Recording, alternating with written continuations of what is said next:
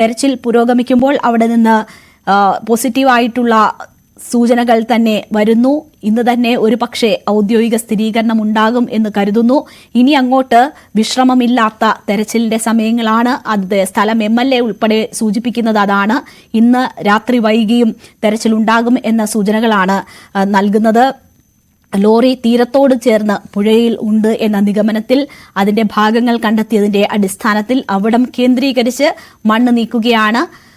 വളരെ ദ്രുതഗതിയിലുള്ള പ്രവർത്തനങ്ങൾ ഇപ്പോൾ അവിടെ നടക്കുന്നു എന്നതാണ് മനസ്സിലാകുന്നത്. കേരളത്തിന്റെ കാത്തിരിപ്പ് ഇന്ന് 9ാം ദിവസമാണ്. 9ാം ദിവസം ഉച്ചയോട് അടുക്കുമ്പോഴാണ് ന്യൂസ് 18 AK അഷ്റഫ് MLA ആ നിർണായക വിവരം പുറത്തുവിട്ടിരിക്കുന്നത്. ലോറിയുടെ ഭാഗങ്ങൾ കണ്ടെത്തിയെന്ന നിർണായക വിവരങ്ങൾ.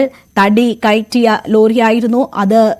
തടി ബന്ധിപ്പിച്ചിരുന്ന കയറിന്റെ ഭാഗങ്ങൾ ഉൾപ്പെടെയാണ് കണ്ടെത്തിയിരിക്കുന്നത്. മാത്രവുമല്ല അവിടെ ലോഹഭാഗത്തിന്റെ സിഗ്നലുകൾ കൃത്യമായി ലഭിക്കുന്നുണ്ട്. അതുകൊണ്ട് തന്നെ അവിടം കേന്ദ്രീകരിച്ച് ബൂം ലിഫ്റ്റ് ക്രെയിൻ ഉപയോഗിച്ച് മണ്ണ് നീക്കുന്ന പ്രക്രിയയാണ് നടക്കുന്നത്. Sachin Dev MLA, AK Ashraf MLA തുടങ്ങിയവർ, ഇപ്പോൾ V വസീഫ് തുടങ്ങിയവർ സംഭവ സ്ഥലത്ത് തന്നെ ഉണ്ട്. അവരൊക്കെ ഈ പ്രവർത്തനങ്ങൾ ഏകോപിപ്പിക്കുന്നു. ജില്ലാ കളക്ടറുമായി ബന്ധപ്പെടാൻ ശ്രമിക്കുന്നു എന്ന് സച്ചിൻ ദേവ് നേരത്തെ സൂചിപ്പിച്ചിരുന്നു. അങ്ങനെയാണെങ്കിൽ ഏതെങ്കിലും അധികൃതരുടെ ഒരു കൺഫർമേഷൻ ഉണ്ടെങ്കിൽ മാത്രമേ കൂടുതൽ കാര്യങ്ങൾ ജനപ്രതിനിധികൾക്ക് പുറത്തു പറയുക സാധ്യമാകൂ. 2 സംസ്ഥാനങ്ങൾ ഉൾപ്പെടുന്ന ഒരു വിഷയമാണ്.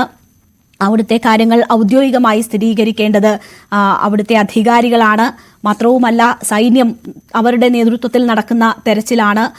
നേവിയുടെ ഭാഗത്തു നിന്നും ഒക്കെയുള്ള കൺഫർമേഷൻ അതാത് വ്യക്തികൾ തന്നെ, അധികാരികൾ തന്നെ നൽകേണ്ടതാണ്. അതിനുള്ള കാത്തിരിപ്പിന് ശേഷമായിരിക്കും, അങ്ങനെയുള്ള വിവരങ്ങൾക്ക് ശേഷമായിരിക്കും ജനപ്രതിനിധികൾക്ക് അത് ഉറപ്പിച്ച് പറയാൻ കഴിയുക. പക്ഷേ അവർ ഏറ്റവും പോസിറ്റീവായ, കഴിഞ്ഞ 9 ദിവസമായി കേരളം കാത്തിരിക്കുന്ന വാർത്ത ഇന്ന് തന്നെ ഉണ്ടാകും, ഇന്ന് തന്നെ അതിന്റെ ഔദ്യോഗിക സ്ഥിരീകരണം ഉണ്ടാകും എന്നത് ന്യൂസ് 18 തുറന്ന് സംസാരിച്ചിട്ടുണ്ട്. എന്തായാലും ലോറിയുടെ ഭാഗങ്ങൾ കണ്ടെത്തി എന്ന് കരുതുന്ന ഇടത്ത് അവിടം കേന്ദ്രീകരിച്ച് മണ്ണ് നീക്കുന്ന പ്രക്രിയയാണ് അവിടെ നടന്നുവരുന്നത്.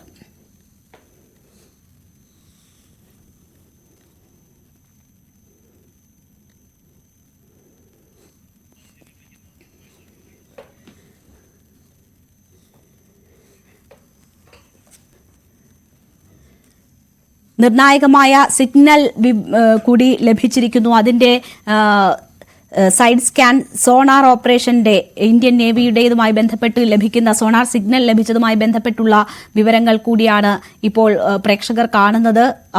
പുഴയോട് ചേർന്ന ഭാഗം, പുഴ കരയോട് ചേരുന്ന ഭാഗത്ത് നിന്ന് കൃത്യമായി സിഗ്നൽ ലഭിച്ചിരിക്കുന്നു. ആ സ്ഥലം തന്നെയാണ് ലോറി കണ്ടെത്തിയതായി സംശയിച്ച് ഇപ്പോൾ തെരച്ചിൽ നടക്കുന്ന ഇടം. അതുകൊണ്ട് തന്നെ ആ സംശയം അത് കൃത്യമായും ലോറിയാണ് എന്ന ഒരു സ്ഥിരീകരണത്തിലേക്ക് തന്നെയാണ് എത്തുന്നത്. സോണാർ സിഗ്നലും ലഭിക്കുന്നത് അവിടെ നിന്ന് തന്നെയാണ്.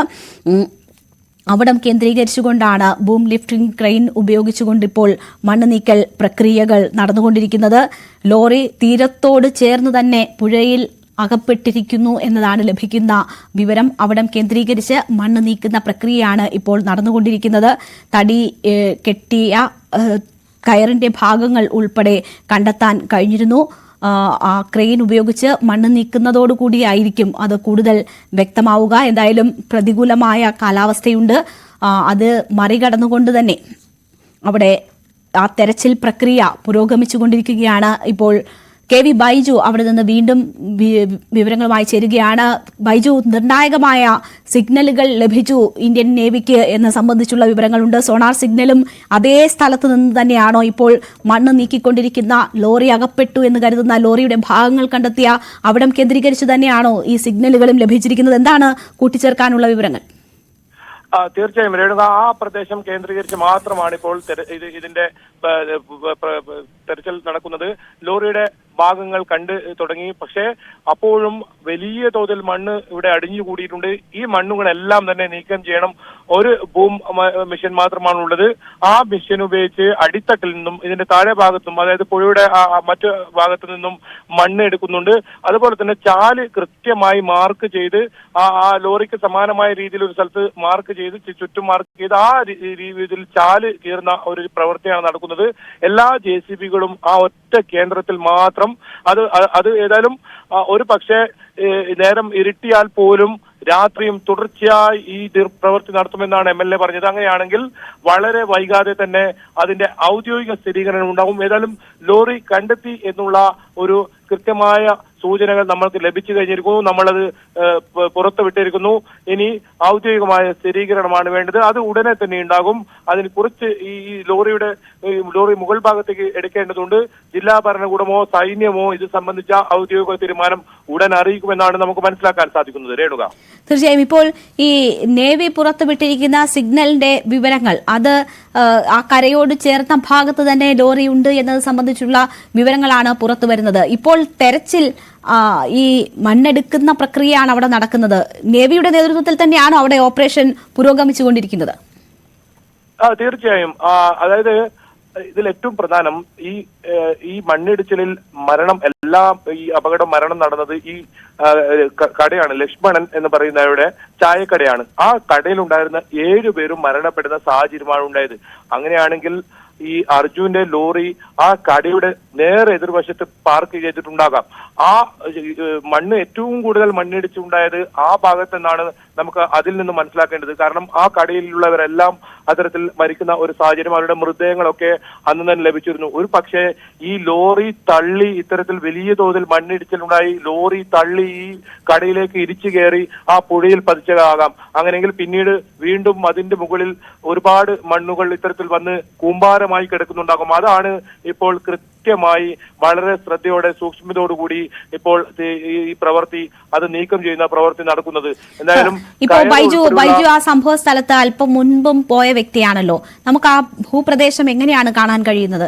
ഈ കരയോട് ചേർന്ന പുഴയുടെ ഭാഗത്ത് തന്നെ വാഹനമുണ്ട് എന്ന നിലയിൽ അവിടെയാണ് തെരച്ചിൽ നടക്കുന്നത്. അവിടെയാണ് ഈ ലോറിയുടെ ഭാഗങ്ങൾ കണ്ടെത്തിയെന്ന് പറയുന്നത്. ആ ഭാഗം ഈ പുഴ നികത്തി കരയായി മാറിയിട്ടുണ്ടോ, അതോ ശരിയായ നിലയിൽ തന്നെ മറ്റ് പലയിടങ്ങളിലേതും പോലെയുള്ള അതിരിൽ തന്നെയാണോ, അതോ പുഴ നികരുന്ന തലത്തിൽ അവിടെ മലയിടിഞ്ഞ് ഒരു പക്ഷേ വാഹനത്തിന്റെ അവശിഷ്ടവും എല്ലാം കൂടി നികന്നു കിടക്കുന്ന സാഹചര്യമാണോ ഉള്ളത്? എങ്ങനെയാണത് ആ സ്ഥലം കാഴ്ചയിൽ? രേണുക, അത് പുഴയുടെ അരികുകളെല്ലാം ഇത്തരത്തിൽ നികത്തിയ നിലയിലാണുള്ളത്. അവിടെ ഒരു മല തന്നെ രൂപപ്പെട്ടിരിക്കുന്നു. അത്തരത്തിൽ വലിയ തോതിൽ മണ്ണ് ഇടിച്ചിലുണ്ടായി. മാത്രമല്ല ഈ റോഡിൽ ഉണ്ടായിരുന്ന കല്ലും ഒപ്പം ഈ ചെളിയും ഒക്കെ ഈ പുഴയിലേക്കാണ് തള്ളിയത്. അതുകൊണ്ട് തന്നെ അവിടെ അരികുകളെല്ലാം പുഴ മൂടിയിരിക്കുന്നു. വലിയ തോതിൽ കരയായി മാറിയിരിക്കുന്ന ഒരു സാഹചര്യമാണ്. ഒരു വശത്ത് വലിയ തോതിൽ ഈ മണ്ണിടിച്ചിലിന്റെ ഭീകരത അത്രയും വെളിവാക്കുന്ന ഒരു ഭീകരത അവിടെയും കാണാമായിരുന്നു. എന്തായാലും പുഴയുടെ ഒരു ഭാഗം തന്നെ ഈ മണ്ണ് മൂടിയ അവസ്ഥയാണ്. ഈ കടയുണ്ടായിരുന്ന സ്ഥലത്തൊന്നും ഒരു അവശിഷ്ടവുമില്ല. കടയുടെയോ അദ്ദേഹത്തിന്റെ വീടൊക്കെ അവിടെയായിരുന്നു. ആ പ്രദേശമൊന്നും തിരിച്ചറിയാൻ കഴിയാത്ത രീതിയിലായിരിക്കുന്നു. അങ്ങനെയാണ് അവിടുത്തെ സാഹചര്യമുള്ളത്. എന്തായാലും 9 നാളാണ് ഈ കാത്തിരിപ്പ് ഉണ്ടായത്. ഒരു പക്ഷേ വളരെ വേഗത്തിൽ ഈ രക്ഷാപ്രവർത്തനം ഉണ്ടായിരുന്നെങ്കിൽ അർജുന്റെ ജീവൻ വരെ രക്ഷിക്കുമായിരുന്നു എന്ന ഒക്കെയുള്ള വിധത്തിൽ അഭിപ്രായങ്ങൾ വന്നെങ്കിലും അതെല്ലാം അവസാനത്താക്കി ഇപ്പോൾ 9 നാൾ വേണ്ടി വന്നു ഇതിലൊരു തീരുമാനമാകാൻ. ഇനി അവസാന മണിക്കൂറുകളാണ് ഈ രക്ഷാപ്രവർത്തനത്തിന് എന്ന് വേണം പറയാൻ. അത്തരത്തിലുള്ള വിവരങ്ങളാണ് നമുക്ക് ലഭിക്കുന്നത്. പക്ഷേ രേണുക സൂചിപ്പിച്ചതുപോലെ തന്നെ ഔദ്യോഗിക സ്ഥിരീകരണം ഉടൻ ഉണ്ടാകും. അതാണ് നമുക്ക് വേണ്ടത്, ഔദ്യോഗികമായ സ്ഥിരീകരണം. എന്തായാലും ആശ്വാസമായ ഒരു വാർത്ത തന്നെയാണ് നമ്മൾ പുറത്തുവിട്ടത്. ഇനി അതിന്റെ ഔദ്യോഗിക സ്ഥിരീകരണം കൂടി ഉടൻ ഉണ്ടാകുമെന്ന് തന്നെയാണ് നമ്മൾ പ്രതീക്ഷിക്കുന്നത്. തീർച്ചയായും നിർണായക നിമിഷങ്ങളാണ്. അർജുനായുള്ള തെരച്ചിൽ 9 ദിവസം ആകുമ്പോഴാണ് ഉച്ചയ്ക്ക് ശേഷം ഏറ്റവും ശുഭകരമായ, ഇതുവരെ ഷിരൂരിൽ നിന്ന് നമ്മൾ കേൾക്കണമെന്ന് ആഗ്രഹിച്ച വാർത്ത പുറത്തുവരുന്നത്. എന്തായാലും അതിന്റെ ഔദ്യോഗിക സ്ഥിരീകരണത്തിനായുള്ള കാത്തിരിപ്പാണ്. അതിന് കുറച്ചുകൂടി സമയമെടുക്കും. അവിടെ കൃത്യമായ ഒരു രൂപരേഖ ഉണ്ടാകേണ്ടതുണ്ട്. വാഹനത്തിന്റെ ഭാഗം കണ്ടെത്തിയെങ്കിൽ പോലും നമുക്ക് അറിയാം വലിയ രീതിയിലുള്ള മണ്ണിടിച്ചിലുണ്ട്. വലിയ തോതിൽ മണ്ണ് ഈ പുഴയിൽ അടിഞ്ഞുകൂടിയിട്ടുണ്ട്. അതിനുള്ളിൽ നിന്ന് ഈ അവശിഷ്ടങ്ങൾ പുറത്തെടുക്കുക എന്നത് വളരെ ശ്രമകരമായ ദൗത്യമാണ്. അത് മണ്ണ് നീക്കുക എന്നത് ഇപ്പോൾ ബോം ലിഫ്റ്റിംഗ് ക്രെയിൻ ഉപയോഗിച്ച് വളരെ അതിവേഗം നടന്നുകൊണ്ടിരിക്കുകയാണ്. അതിനുശേഷമായിരിക്കും കാര്യങ്ങളിലൊക്കെ സ്ഥിരീകരണം ഉണ്ടാവുക. ഇടവിട്ട് പെയ്യുന്ന അതിശക്തമായ മഴ ഈ തെരച്ചിലിനൊക്കെ ബുദ്ധിമുട്ട് സൃഷ്ടിക്കുന്നുണ്ട്. അത് നമുക്കറിയാം. ഈ രക്ഷാദൗത്യം തുടങ്ങിയ ആദ്യ ദിവസം മുതൽ തന്നെ പ്രതികൂല കാലാവസ്ഥ അതിനൊക്കെ തടസ്സം സൃഷ്ടിച്ചിരുന്നതാണ്. പുഴയിലെ തെരച്ചിലിന് ശക്തമായ അടിയൊഴുക്ക് വലിയ ബുദ്ധിമുട്ടുണ്ടാക്കുന്നതായി ഡിഫൻസ് PRO ഉൾപ്പെടെ ഇന്നലെ ന്യൂസ് 18നോട് പറഞ്ഞിട്ടുണ്ട്. ഉണ്ടായിരുന്നു. അത്രയും ബുദ്ധിമുട്ടേറിയ ദുഷ്കരമായ രക്ഷാപ്രവർത്തനങ്ങളാണ് കഴിഞ്ഞ ദിവസങ്ങളിൽ അവിടെ നടന്നു വന്നത്. ഇപ്പോൾ 9ാം ദിവസം ഉച്ചയ്ക്കാണ് ഇങ്ങനെ ഒരു വാർത്ത അവിടെ നിന്ന് ലഭിക്കുന്നത്.